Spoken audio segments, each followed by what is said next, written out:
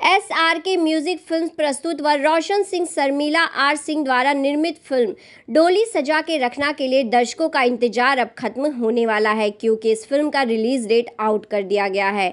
यह फिल्म देश भर के सिनेमाघरों में अगले महीने रिलीज होने वाली है। इसको लेकर मुंबई में फिल्म के निर्देशक और लेखक रजनीश मिश्रा ने केसारी लाल यादव और अमरपाली दुबे के साथ मिलकर एक प्रेस कॉन्फ्रेंस की। उन्होंने बताया कि फिल्म 2 सितंबर को पैन इंडिया रिलीज होगी। इस फिल्म का ट्रेलर पहले ही आउट हो चुका है और बीते कुछ सालों से इस फिल्म का ट्रेलर सबसे ज्यादा रिव्यू पाने वाला बन गया है। फिल्म पिता पुत्र के मार्मिक रिश्तों पर आधारित है। यह दर्शकों को हंसाने और रुलाने वाली है। ये प्रेस कॉन्फ्रेंस रखी गई है डोली सजा के रखना के रिलीज के बारे में अनाउंस करने के लिए, बताने के लिए। आप कुछ ऐड करना चाहते हैं इस फिल्म के बारे में, अपने बारे में बताना चाहते हैं, किताब के बारे में बताना चाहते हैं? इस फिल्म का किरदार मुझे लगता है रजनीश जी ने जो मेरे लिए लिखा है वो स्पेशली मुझसे बहुत सारे बदले निकालने के लिए लिखा है, क्योंकि इसमें मुझे bad singer, bad dancer, bad performer सब कुछ दिखा दिया है। But I am pretty sure वो साइड ऑडियंस को बहुत अच्छा लगेगा। और एक चंक है फिल्म में छोटा सा, जहाँ खेसारी जी मुझे डांस की ट्रेनिंग दे रहे हैं, और वो सब सीक्वेंस जब आप लोग फिल्म में देखेंगे तो बहुत मज़ा आएगा आप लोगों को।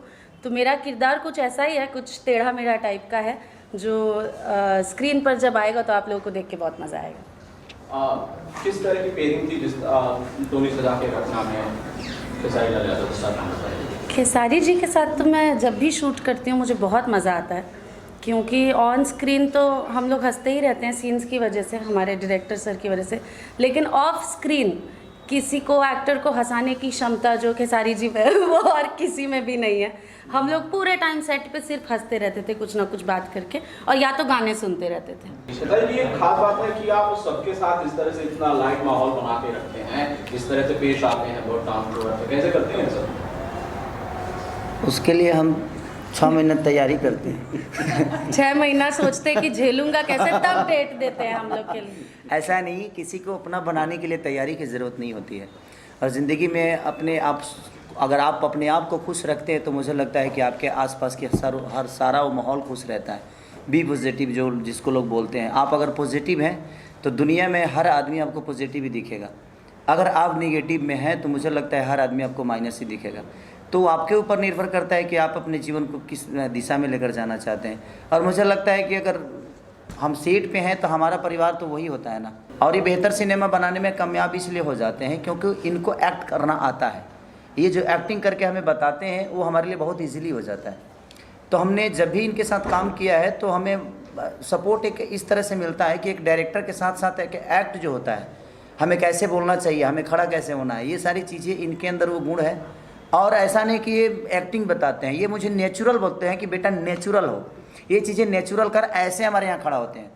तो हम तो वही जी के हैं, लेकिन कबो कब आदमी अभी 15 साल से इधर न है तो थोड़ा सा गांव से दूर है, बड़ा पाव आ जाता है तो कभी कभी बड़ा पाव वाला स्थिति में आ जाते हैं।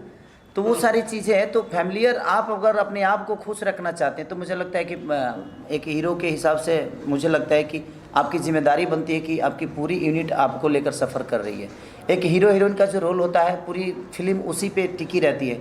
अगर हम ही माइनस जोन में चले जाएंगे तो हमें लगता है कि पूरा यूनिट माइनस जोन में जाएगा और हमारा काम बेहतर नहीं होगा। तो हम लोगों की कोशिश रहती है कि जब हम ही नहीं हंसेंगे तो हमारी यूनिट कैसे हंसेगी।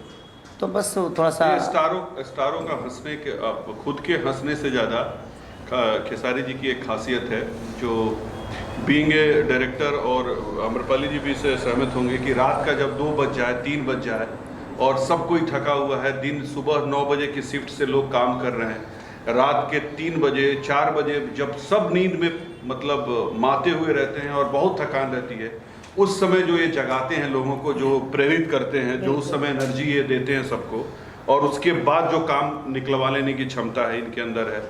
और ख़ासियत ये भी है कि क्योंकि इनकी जो जहाँ से आए हैं वो बहुत नीचे से आए हैं और बहुत संघर्ष करके आए हैं, तो जानते हैं कि जो यूनिट के बाकी लोग आज की तारीख में संघर्ष कर रहे हैं उनसे और इनके बीच में एक बहुत बड़ा गैप है। वो जो टेक्नीशियंस और जो बाकी जो काम करने वाले लोग हैं और एक सुपरस्टार, उसके बीच का गैप ना हो, इसके लिए उस गैप को भरने के लिए उन लोगों को प्रेरित करते रहते हैं, ऐसा एहसास दिलाते हैं कि मैं आपके बीच का हूँ। और वो लोग इंजॉय करते हैं उस चीज़ को और मोटिवेट होकर के और एनर्जी के साथ काम करते हैं, जो मुझे लगता है। हाँ, and the best thing about Khesari ji is कि उनको अपने यूनिट के हर एक बंदे का नाम पता है। उनको लाइट वालों का नाम पता है, उनको स्पॉट वालों का नाम पता है, उनको सेटिंग वालों को, वो सबको नाम से एड्रेस करते हैं, नाम से बुला बुला के बातें करते हैं, और हर कोई ऐसा सोचता है कि मेरी पिक्चर बन रही है, मैं ही प्रोड्यूसर हूँ, ये मेरा ही हीरो है, तो हर उस आदमी वजह से भैया इनको बोलता है, तो वो अच्छा लगता है। और यही शायद वजह है कि इनकी फिल्मों में वो रस देखने को आपको मिलता है, चाहे कोई भी बनाए, लेकिन वो एक आत्मीयता और एक जो रस जो होता है, जो ठेठपना और भोजपुरीपना होती है। और हम लोगों ने डोली सजा के रखना में, तो मैं चूँकि फिल्म की मिक्सिंग वगैरह करके देख चुका हूँ, तो फर्स्ट हाफ जो फिल्म गुजरती है वो तो ऐसी हालत हो जाती है कि हंसते हंसते आदमी। मैं डबिंग नहीं कर रही कम्प्लीटली, जब मैं डबिंग करने गया था तो सच पूछिए पहला ऐसा सिनेमा होगा, पहला नहीं, ऐसे तो उनके साथ करने पे तो सारी चीज़ें होती है, बहुत सारी फिल्मों में ऐसा हुआ है मेरे साथ, लेकिन इस सिनेमा में मैं डबिंग नहीं कर पा रहा था कम्प्लीटली। मुझे लगा जब मैं क्या करूँ यार, मैं क्या किया हूँ इसमें।